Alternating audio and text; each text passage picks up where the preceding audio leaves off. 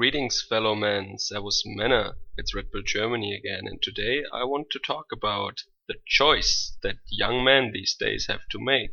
The choice between achieving their dream or their destiny or achieving great things, or just being in a good place in life and a relationship with a female. What's it gonna be? So very generally, I would say that these days young men should wait at least until their mid-30s before they commit to cohabitation or marriage. The best thing is, of course, if you are concerned with keeping what you earned and with self-preservation, to go completely MGTOW. That is, of course, true these days. So, but even if you want to marry or if you want to have a woman in your life, if you want to get anything done in your life, in most cases, you would have to spend your teens and your 20s pursuing your goals, building up skills and building up a career and some sound finances.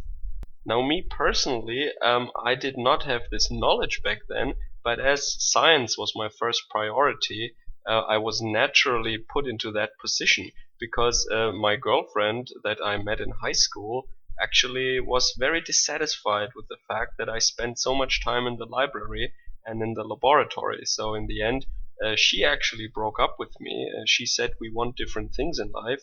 I was heartbroken at that time, but I would never have compromised on my pursuit of science. So in retrospect, I think I was lucky that she just moved to another target and did not try to get pregnant and put me in baby jail or something like that. So in the beginning of my 20s, I was single again then and could focus completely on becoming a physicist. So, and as I was a nerdy little science geek, I was probably shielded naturally from the temptations and from the dangers that dating brings along in this young age. So I could actually realize my dream and become a scientist. Now, it doesn't really matter what your goals are. The fact is that in most cases, anything that is worth having demands a lot of hard work normally. Any career, any skill you want to have requires a lot of training and in-depth studies probably. Or just building a network, building a company, all these things require a lot of investment of time and effort. Now, the reason why I want to talk about this topic is actually twofold. So first of all, the other day my wife called me and then she asked me out of the blue, "Husband, why was Jesus never married?" And that is a peculiar question, especially because it is very early in the morning for her and very late at night for me. So just like a lot of other Japanese people, my wife has some rudimentary information and knowledge about Christianity because she went to a Christian school for a couple of years. So she knows about the Old Testament, the New Testament, the Bible and Jesus and all that stuff. She basically knows something about it. Not so much about Catholicism, but about Christianity in general. She knows quite a bit actually.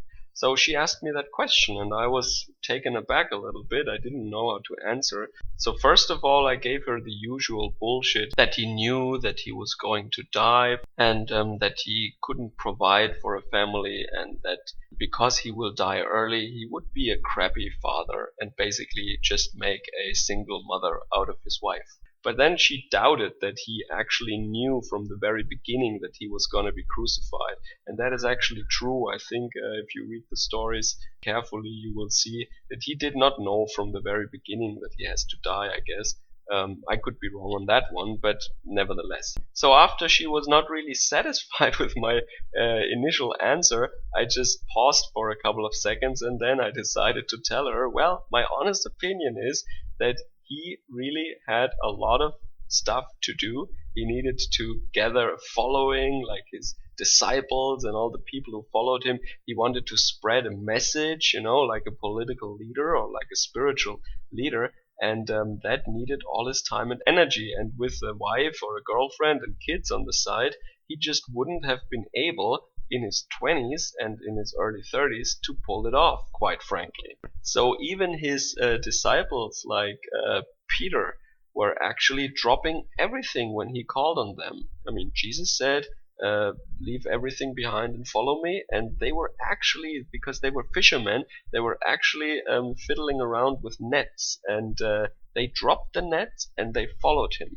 So I don't know if this is just a nice story or this is actually an account of what happened, but the authors tell us that they literally dropped everything that they were doing at the moment and followed Jesus. So that is some dedication to the cause right there, huh?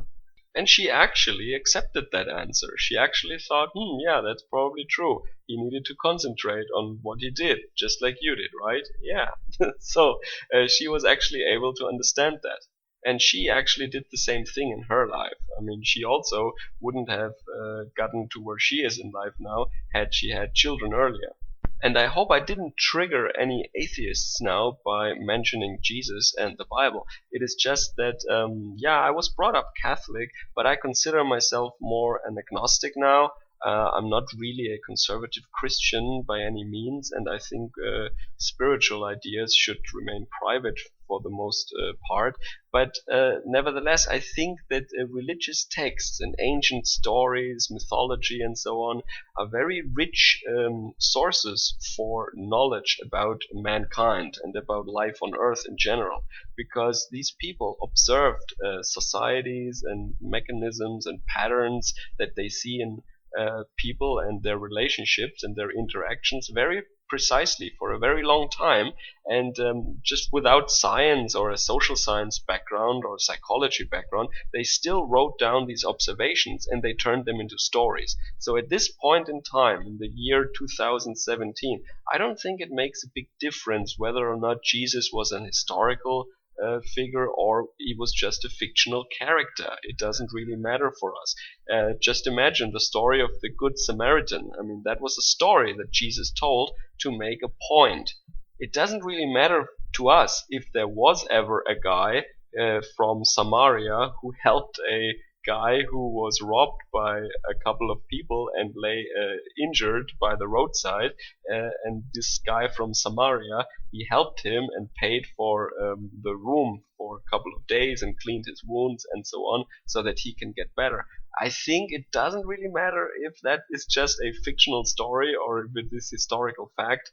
Even within the New Testament, that is labeled as a story that Jesus tells people to make a point. So it doesn't really matter, I think. So even if you believe that Jesus never really existed, because we don't have any crucifixion records from a Roman scribe or historian, nevertheless, the stories that you read in the Bible are still very interesting and very relevant sometimes. Now, the second story that comes to my attention regarding making a choice between your mission or your things you want to accomplish in life and a relationship or the foundation of a family is, of course, the golden one. Now, he's of course not Jesus, but he's maybe a demigod, I don't know. And he also doesn't regard the cross so much.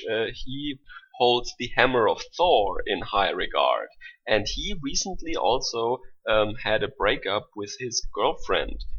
He said in the last video that he published, he doesn't publish any videos at the moment, he will publish some more soon, I guess, that it was a breakup from both sides, that he has a mission and she doesn't want to follow him, so they both agreed that they will split up.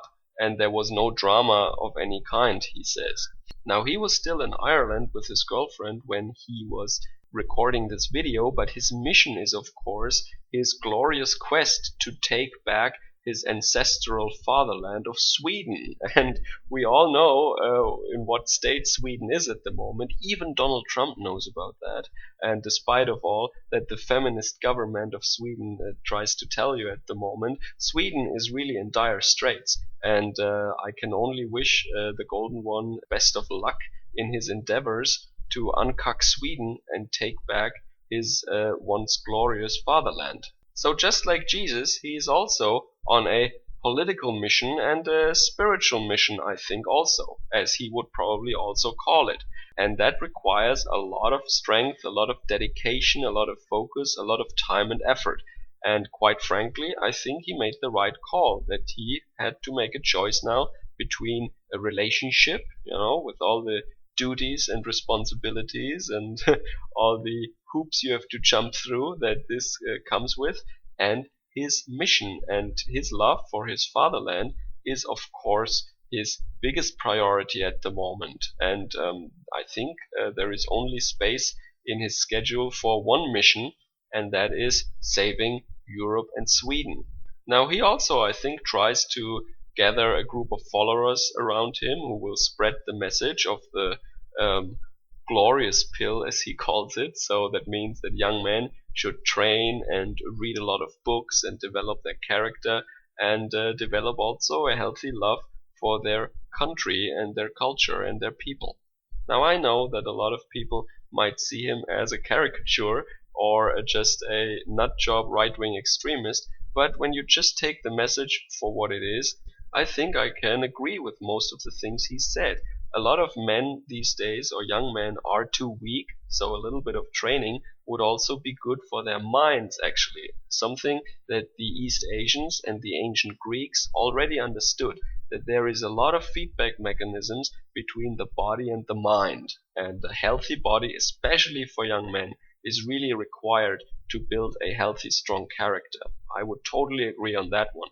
And reading books, I think, is a really important message for the youth of today. I would say a lot of quality books, books about economics, books about history, about philosophy, about politics, that is really essential in this day and age. And if he can get young people into reading more serious books, aside from all the distractions of our postmodern world, I think that can be a good contribution for our countries, for the European continent as a whole. So I have to say I wish him luck. So these two stories inspired me to make this video, actually, to really state very clearly that as a young man, in most cases you really have to decide, and I know it is hard, but in most cases you really have to make a choice between having a family young or staying with your girlfriend who might dump you anyway in a couple of months or in a year, or you go after your dreams, you pursue your career, you build up your business, or you build up your skills or your knowledge, or achieve something that you really want to have. In this day and age, and in former times, it was different. I will make videos about that.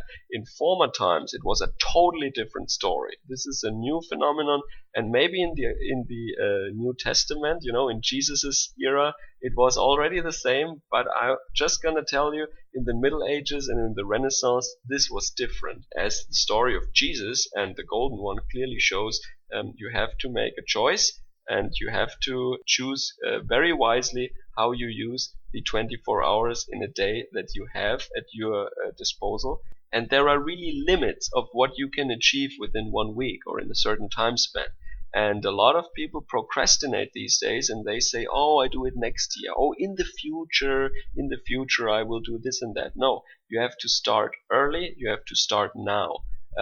Don't focus just on one single thing, always be open-minded, of course, but you cannot procrastinate forever. And in many cases, relationships are what is destroying young men's dreams, or what keeps them from becoming a well-rounded, accomplished man. So I hope the use of these two examples to clarify my point wasn't too triggering for a lot of my audience, but I thought these two stories are rather fitting, actually. So enjoy the rest of your Sunday. Have a good day. Servus, Kameraden.